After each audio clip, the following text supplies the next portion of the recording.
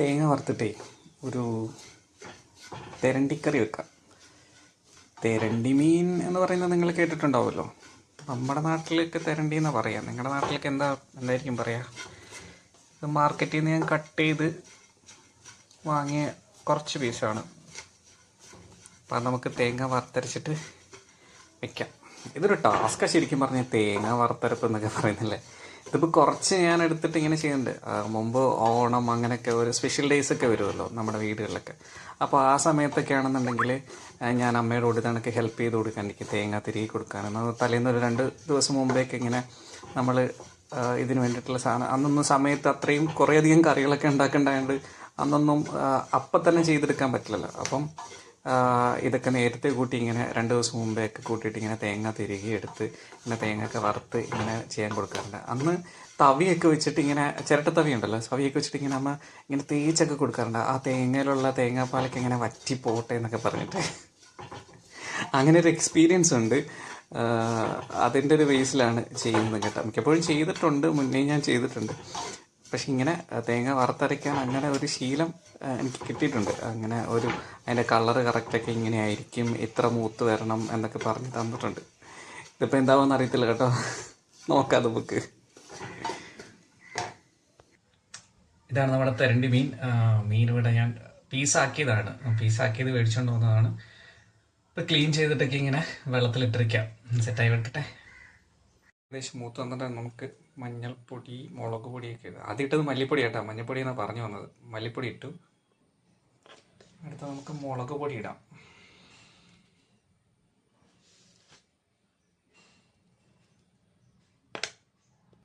ആവശ്യത്തിന് മഞ്ഞൾപ്പൊടി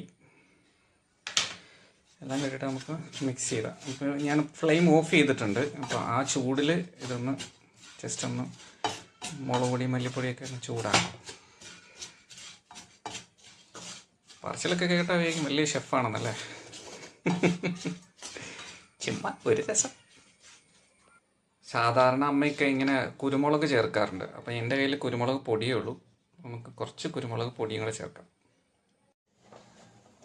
അതാണ് മീൻകറി വെക്കാം. മൺചട്ടി നമ്മൾ അടുപ്പത്ത് വെച്ചോട്ടോ. അടുപ്പത്ത് വെച്ച് നമുക്ക് ഓയിലൊഴിക്കാം.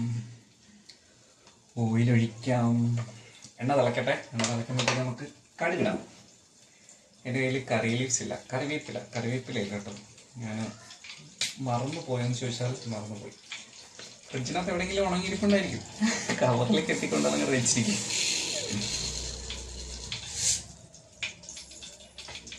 എണ്ണ നന്നായിട്ട് ചൂടായിട്ടുണ്ട്. കടുക് പൊട്ടട്ടെ. കറിവേപ്പില കിട്ടി. ഫ്രിഡ്ജിൽ ഉണങ്ങിയിരിപ്പുണ്ടായിരുന്നു ഒരു കവറിനകത്ത്. അത് കഴുകിയെടുത്ത് നമുക്ക് ഇതിനകത്തേക്ക് ഇടാം. അപ്പോൾ നമ്മുടെ കടുകടയിൽ പൊടി തുടങ്ങി. അപ്പോൾ നമ്മുടെ കടുകൊക്കെ പൊട്ടി വന്നപ്പോഴത്തേക്ക് ഞാൻ നമ്മുടെ തേങ്ങ വറുത്തരച്ചത് അരച്ചുകൊണ്ട് വന്നിട്ട് അതൊഴിച്ചു. അപ്പോൾ തിളക്കട്ടെ. ഞാൻ പുളി കുതിർത്ത് പിഴിഞ്ഞ് വെച്ചിട്ടുണ്ട്. അപ്പോൾ അതൊഴിക്കാം. കുറച്ച് ഉപ്പും കൂടി ഇട്ട് കൊടുക്കാം.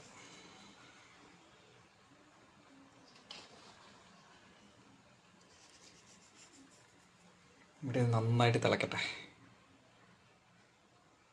കറി നന്നായി തിളച്ച് വന്നിട്ടുണ്ട്.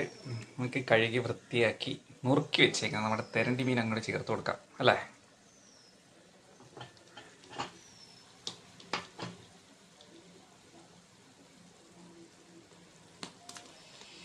നല്ല ചൂടടിക്കുന്നുണ്ട്.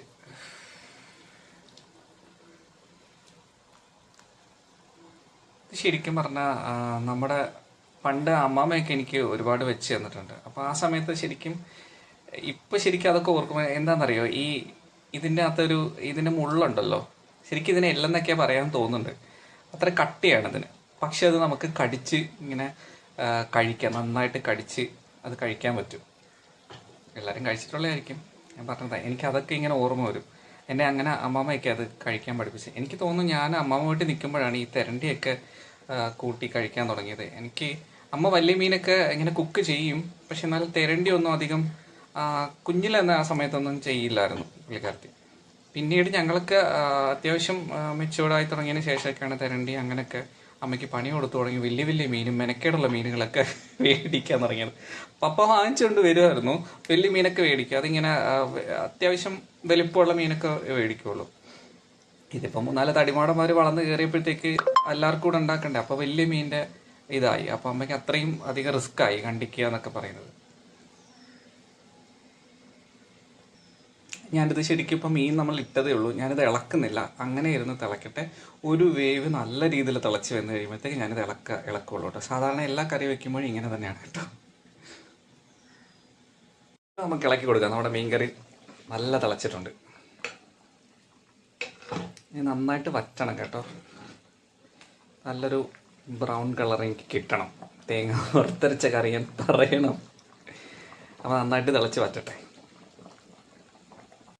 അപ്പോൾ നമ്മുടെ തെരണ്ടിക്കറി റെഡി ആയിട്ടുണ്ട് കേട്ടോ.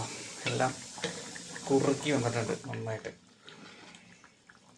തേങ്ങ വറുത്തരച്ച് വെച്ച തെരണ്ടിക്കറി. ഇനിയും വറ്റണോ? കുറച്ചുകൂടെ ഒന്ന് വറ്റിക്കാം അല്ലേ?